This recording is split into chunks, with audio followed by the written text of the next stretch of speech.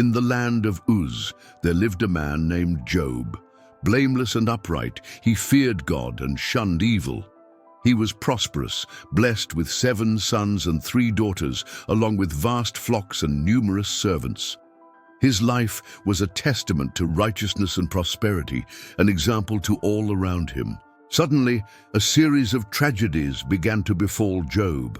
Messengers brought terrible news. His flocks were stolen or destroyed by fire, his servants killed, and worst of all, his sons and daughters met their death when the house where they were gathered collapsed under a mighty wind.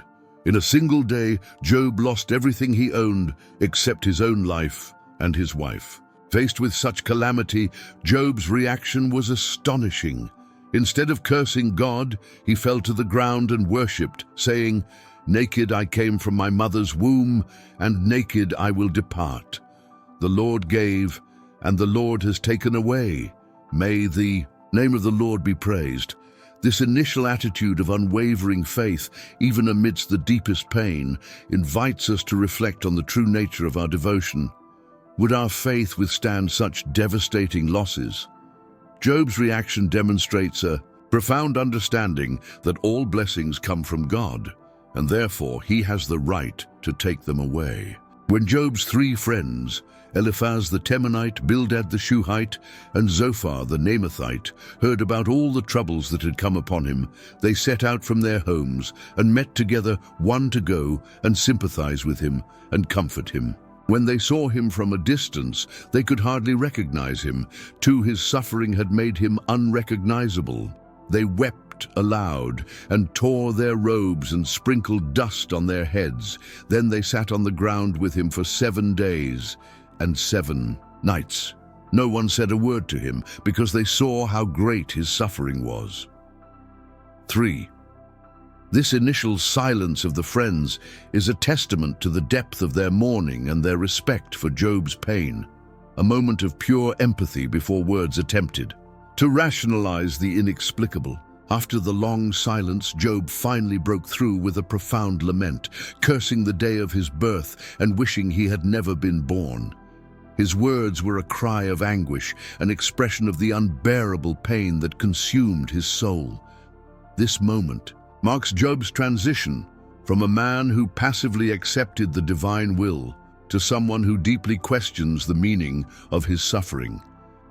His reaction reminds us that even the most righteous can be pushed to the limit of their endurance in the face of extreme loss, and that expressing pain, even in the form of questioning, is part of the human process of coping with trauma.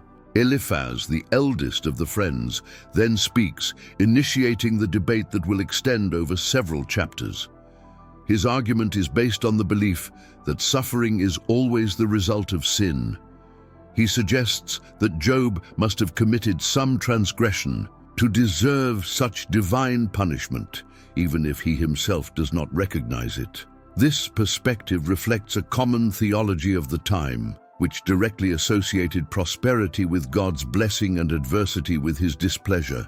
Eliphaz's speech, although well-intentioned from the point of view of his theological understanding, demonstrates a lack of sensitivity to the depth of Job's pain and a simplification of the complexity of human suffering. How often in our own lives do we try to find simplistic explanations for the difficulties of others, without considering the totality of the situation and the uniqueness of each person's experience? Faced with Eliphaz's implicit accusation, Job does not remain silent. With a voice laden with pain and indignation, he questions his friend's presumption in judging his suffering as deserved. He cries out for understanding, recalling the intensity of his loss and the injustice of being accused in a moment of such affliction. His words are a cry from the soul, an appeal for empathy, and the recognition that suffering can have mysterious origins and not necessarily be a punishment for committed faults.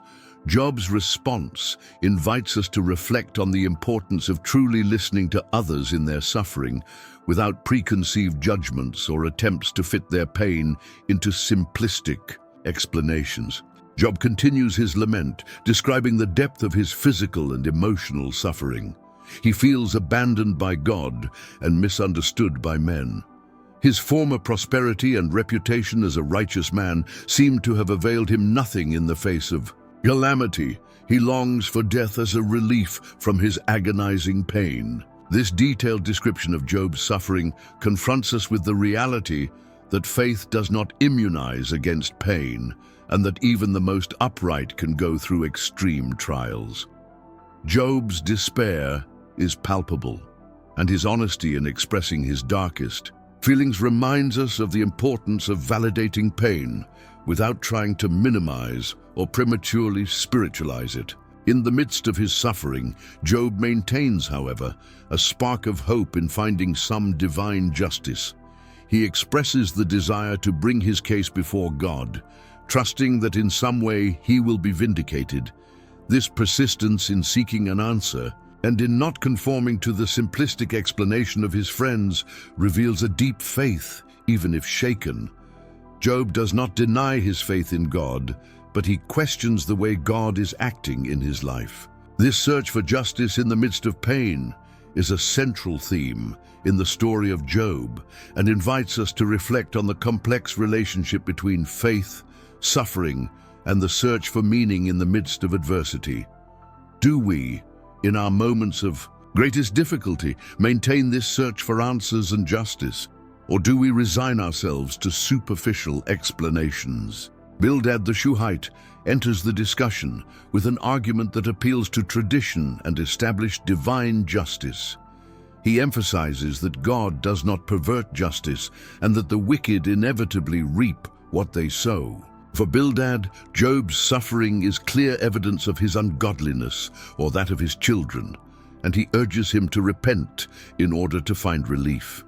His perspective reflects a worldview where divine retribution is immediate and visible, ignoring the complexity of trials and the possibility of the righteous suffering.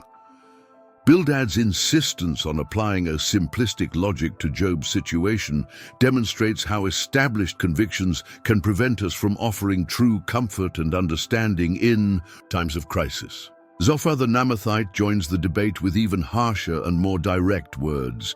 He accuses Job of talking too much and of justifying himself without reason. For Zophar, Job's suffering is undoubtedly less than what he truly deserves for his hidden sins.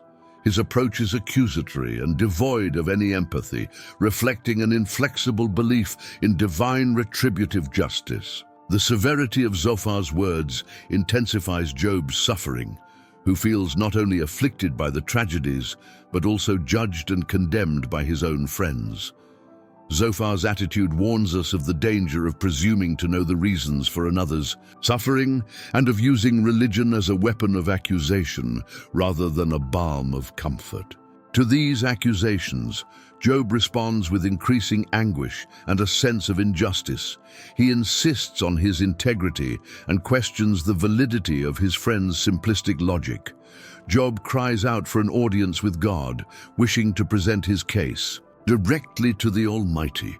He longs to understand the reason for his suffering and to be vindicated if that is the case. This insistence of Job in maintaining his integrity in the face of accusation and his desire for a direct encounter with God reveal a faith that, despite being shaken, has not broken.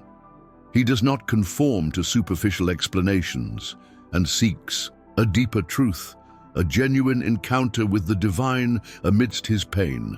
This persistent search for meaning and justice in the midst of suffering is a central aspect of Job's journey.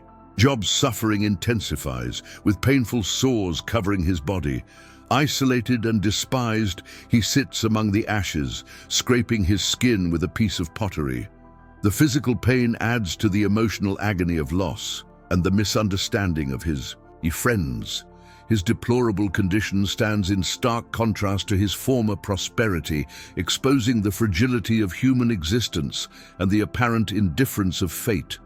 This image of Job in his extreme suffering invites us to contemplate the depth of pain a human being can endure and to question the reason behind such a trial. Job's wife, also devastated by the tragedy, appears on the scene, but instead of offering comfort, she urges him to curse God and die. Her words reflect the despair and loss of faith in the face of such calamity.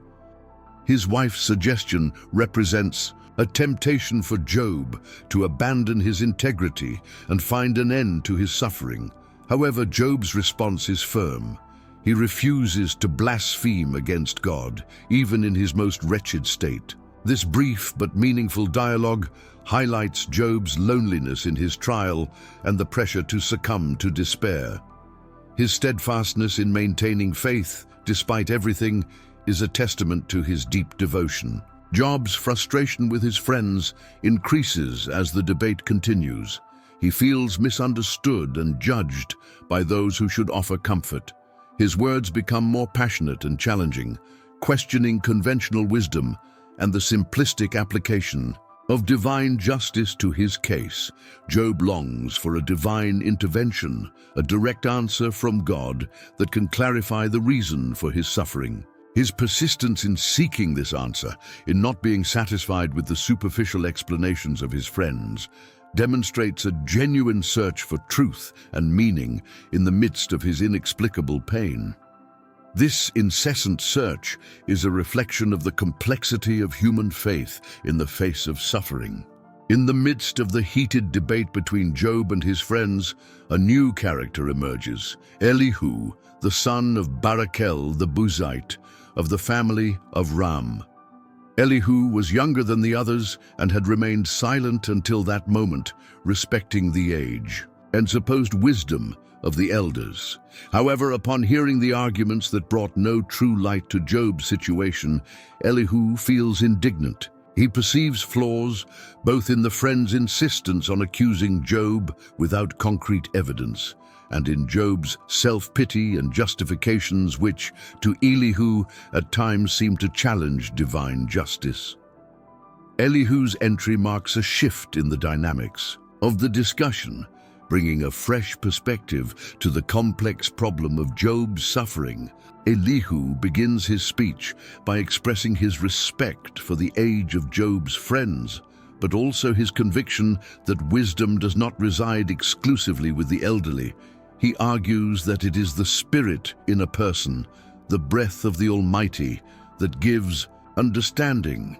With this premise, Elihu proposes to offer a new perspective on Job's suffering, which he believes has been misinterpreted by the three friends. He criticizes their insistence on directly linking suffering to sin, arguing that God may have other purposes in allowing trials, such as refining character, warning against pride, or even revealing divine works. Elihu's speech introduces a more complex and multifaceted view of suffering, which is not limited to simple punishment. Elihu rebukes both Job for his excessive self-justification and for, in his words, contending with God, and the friends for not having been able to refute Job's arguments and for having only condemned him based on assumptions. He presents himself as a mediator, someone who can offer a more balanced and fair perspective on the situation. Elihu's speech is lengthy and elaborate, seeking to correct what he perceives as errors in reasoning on both sides. His entry into the narrative serves to pave the way for the final and most important intervention, that of God himself. The reflection here is on the importance of listening to different perspectives and the humility to recognize that truth can be more complex than our initial convictions. Suddenly, in the midst of Elihu's speech, a storm approaches. From the heart of the whirlwind, the voice of God is heard. Not as a direct answer to Job's questions, but as a series of questions that reveal the immensity of divine wisdom and power, contrasting with limited human understanding. God confronts Job with the grandeur of creation, asking where he was when the foundations of the earth were laid, who set limits for the sea, who commanded the dawn to appear. This divine intervention does not offer explanations for Job's suffering, but places him in perspective before the majesty of the Creator. Through his rhetorical questions, God does not seek to accuse Job, but rather to lead him to recognize the vastness of his knowledge and power, which transcend human capacity for understanding. The questions about nature, animals, and the mysteries of the universe serve to humble Job, not in a negative sense, but to make him recognize his place as part of a creation far greater and more complex than he could imagine. This divine confrontation reminds us that we will not always have answers for suffering, but we can find comfort and perspective by recognizing God's infinite sovereignty and wisdom. Job's response to the divine intervention is one of deep repentance and recognition of his ignorance. He admits to speaking of things he did not understand and acknowledges God's justice and sovereignty. Faced with the revealed divine majesty, the need for explanations for his suffering seems to diminish. The encounter with God transforms Job's perspective, leading him from anxious questioning to humble acceptance. This transformation teaches us that sometimes the answer to our suffering is not in understanding the why, but in recognizing God's presence and greatness in the midst of our pain. After the humbling yet transformative experience with the divine voice, Job's fortunes began to turn once again. God rebuked Job's 3 friends for not speaking what was right about him, as his servant had done. In an act of mercy and restoration, God commanded them to offer a burnt offering and that Job should pray for them, showing the importance of forgiveness and intercession. Furthermore, the Lord restored to Job twice as much as he had before. His flocks and possessions were multiplied, and he had 7 more sons and 3 beautiful daughters, as a testament to renewed divine blessing. The community that had shunned him returned to seek him out, bringing gifts and showing respect. Job's restoration was not only material, but also social and familial, symbolizing the completeness of divine grace that can redeem even the most desperate situations. This turn in his story teaches us about God's patience and his ability to bring healing and abundance after suffering, provided we maintain faith and integrity even amidst the most severe trials. The story of Job is not just an account of suffering and restoration, but a profound meditation on the nature of faith, divine justice, and the complexity of human suffering. It challenges us to go beyond simplistic explanations that directly link prosperity to virtue and adversity to sin. Job's experience shows us that even the righteous can go through extreme trials, not necessarily as punishment, but perhaps as a test of their faith, an opportunity for spiritual growth, or for purposes that transcend our immediate understanding. Job's humility in recognizing his ignorance before divine wisdom and his perseverance in maintaining his integrity even when all seemed lost are powerful examples for us all.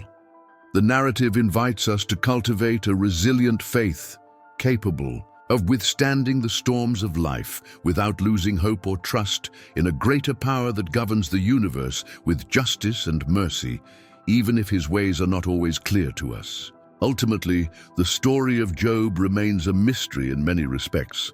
We do not receive a definitive explanation for the suffering of the righteous, but we are confronted with the reality that God's wisdom is unfathomable and his ways inscrutable. The book of Job encourages us to maintain faith even in the midst of pain and questioning, to seek God honestly, and to trust in his justice even when we do not fully understand it. Job's final restoration serves as a reminder of divine mercy and the possibility of renewal after trial. His story echoes through the centuries as a testament to the resilience of the human spirit and the faithfulness of God, inviting us to a deeper journey of faith and a more humble understanding of our relationship with the divine. May we learn from Job's perseverance and find strength in his story to face our own valleys of shadow and death. As we contemplate the entirety of Job's journey, we are inevitably led to ponder the divine purpose in allowing such suffering. Scripture does not offer us a simplistic or definitive answer, but the narrative itself suggests some important perspectives. One of these lies in the demonstration of Job's genuine faith. Unlike an obedience conditioned by prosperity, Job's faith persisted even in the absence of blessings and in the presence of excruciating pain. His unwavering integrity, even under intense pressure to curse God, served as a testimony to Satan himself and to the heavenly hosts, proving that love and devotion to God can exist because of who He is, and not just for what He offers. This perspective challenges us to examine the depth of our own faith. Would it withstand the most severe trials, even when we do not understand God's ways? Job's story encourages us to seek a relationship with the divine that transcends material circumstances, founded on trust and reverence. Another purpose we can discern in Job's story is the deepening of his own knowledge of God. Before the trials, Job knew God by hearsay, through tradition and intellectual knowledge. However, the experience of suffering and the direct encounter with the divine voice led him to a more intimate and personal knowledge. He recognized the vastness of God's wisdom and power in a way that prosperity could never have provided. Through the contrast between his limited understanding and the infinite wisdom of the Creator, Job learned to trust God even when his ways were incomprehensible. This transformation in his relationship with the divine teaches us that sometimes it is in the most difficult situations that we can have a deeper and more revealing encounter with God. Suffering can strip us of our illusions of control and open us to divine sovereignty, leading us to a more mature and rooted faith. Job's journey illustrates that the purpose of suffering is not always punitive, but can be pedagogical and transformative, shaping our character and deepening our intimacy with the Creator. Finally, the story of Job offers a powerful lesson about the nature of divine justice and our limited capacity to fully understand it. The arguments of Job's friends, based on a simplistic view of immediate retribution, are confronted by the complexity of reality and the unfathomable wisdom of God. Suffering is not always a direct consequence of sin, and prosperity is not always a sign of divine approval. Job's experience invites us to abandon hasty judgments and to recognize that God's purposes are often beyond our comprehension. Instead of seeking easy explanations for the suffering of others, we are called to compassion, empathy, and support. Job's final restoration does not erase the pain he suffered, but it demonstrates God's faithfulness in bringing healing and renewal. The moral of the story lies in the perseverance of faith in the midst of adversity, in humility before divine sovereignty, and in the trust that even in the darkest moments there is a greater purpose that may be revealed. The turbulence in Job's life, therefore, had the purpose of refining his faith, deepening his knowledge of God, and teaching us timeless lessons about justice, mercy, and the complexity of divine ways. Job's restoration was not limited to a return to his previous state. On the contrary, he received twice as much as he had lost.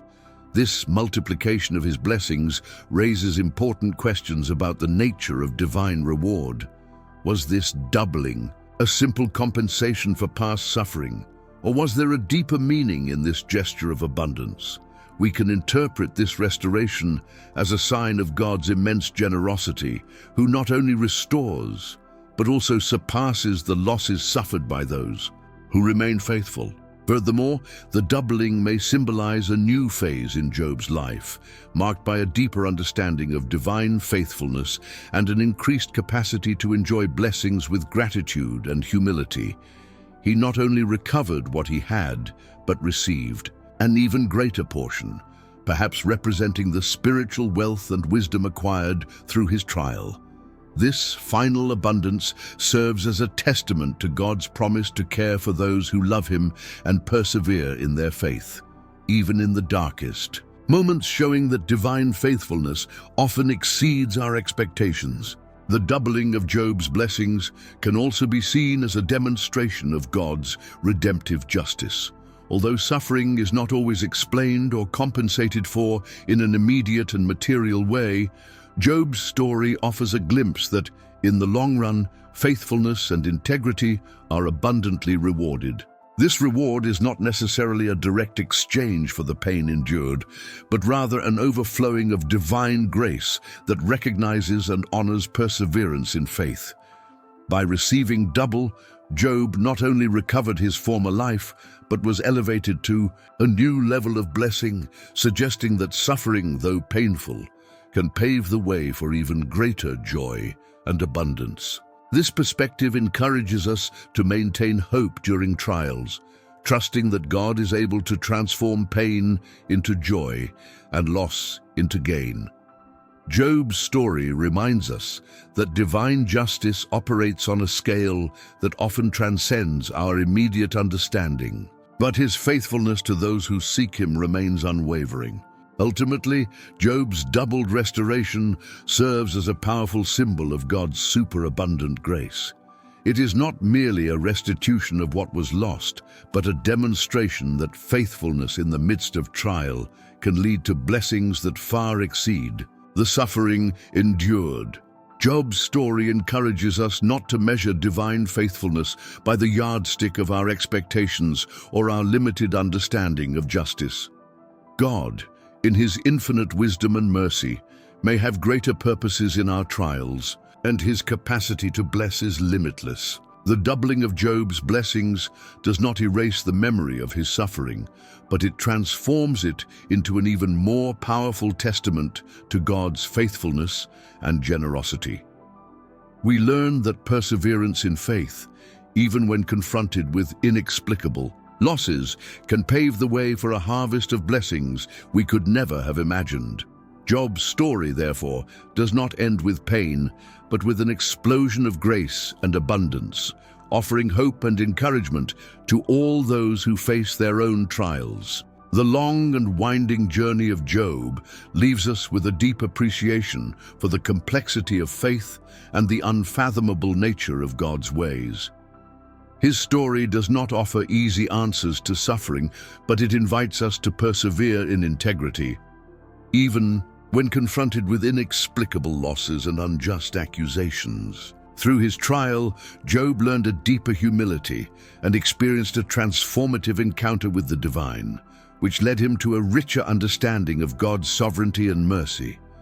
His final restoration, abundantly greater than what was lost, serves as a beacon of hope, reminding us that faithfulness, even in the midst of darkness, can be richly rewarded.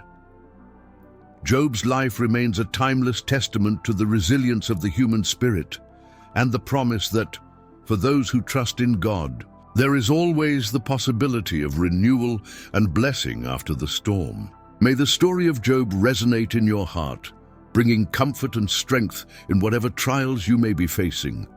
Remember that, just as Job persevered in his faith, trusting in God's justice and mercy, you too can find strength and hope in the Lord. May your integrity be your anchor and your faith, your guide through the storms of life. And may God, who blessed Job abundantly after his suffering, pour out upon you a blessing without measure, restoring what has been lost and multiplying your joys. May the peace of God, which transcends all understanding, guard your heart and your mind in Christ Jesus. If this story of Job touched your heart and brought any learning to your life, we ask that you subscribe to our channel to receive more inspiring content like this. Turn on notifications so you don't miss any new videos. Leave your like and share this video with other people who may also be blessed by this message. Your comment is very important to us, so please leave your opinion and share your own learnings about the story of Job. May God continue to bless you abundantly.